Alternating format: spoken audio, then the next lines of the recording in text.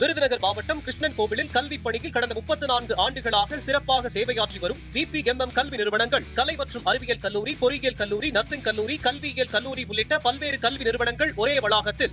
மாண்புமிகு பேரவைத் தலைவர் அவர்களே, சென்னையை சுற்றி இருக்கக்கூடிய பல பகுதிகள் சூழலியல் முக்கியத்துவம் வாய்ந்த பகுதிகளாக இன்றைக்கு இருக்கிறது. குறிப்பாக வடசென்னை பகுதியில் இருக்கக்கூடிய கொசஸ்தலையாறு, எண்ணூர், கழிமுக பகுதிகள் என்பது இந்த சென்னையை சுற்று வட்டாரத்தில் இருக்கக்கூடிய நிலப்பரப்பினுடைய ஜீவாதாரமாக விளங்கக்கூடிய பகுதிகள். அது பொதுமக்களுக்காக மட்டுமல்ல, அதை நம்பி பல்வேறு உயிரினங்கள், பல பறவைகள், பல குடும்பங்கள் அதை நம்பி இருக்கக்கூடிய சூழல். குறிப்பாக மீனவர்கள் இந்த பகுதியிலே அந்த வளங்களை நம்பி இருக்கக்கூடிய நிலையில் தொடர்ந்து அங்கே இருக்கக்கூடிய இந்த ஆறு பல்வேறு காரணங்களாலே மாசுபடக்கூடிய நிலை வருகிறது.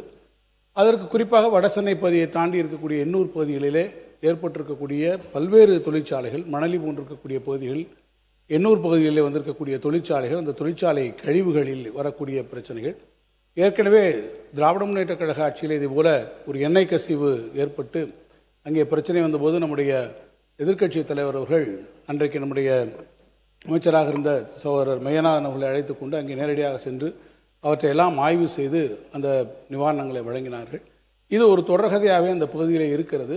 அது பெருமளவிலே சூழலியல் கேடுபாடுகளை உருவாக்குவதோடும் அங்கே இப்போது மீன்கள் செத்து மிதக்கக்கூடிய அளவிற்கு அது அங்கே நம்பி இருக்கக்கூடிய மீனவர்களுடைய வாழ்வாதாரத்தை பாதிக்கக்கூடிய அளவில் சூழல்நிலையை முற்றமாக கெடுக்கக்கூடிய வகையில் அமைந்திருக்கக்கூடிய காரணத்தால் அரசு அதற்கான உடனடியான நடவடிக்கைகளை மேற்கொண்டு தொடர்ந்து இந்த கேடுபாடுகளிலிருந்து அந்த பகுதியை காப்பாற்றக்கூடிய வகையில் ஒரு சூழலியல் மண்டலமாக அதை உருவாக்கக்கூடிய வகையில் அரசு நடவடிக்கைகளை மேற்கொள்ள வேண்டும் என்று அரசின் கவனத்தை ஈர்த்து அமைகிறேன்.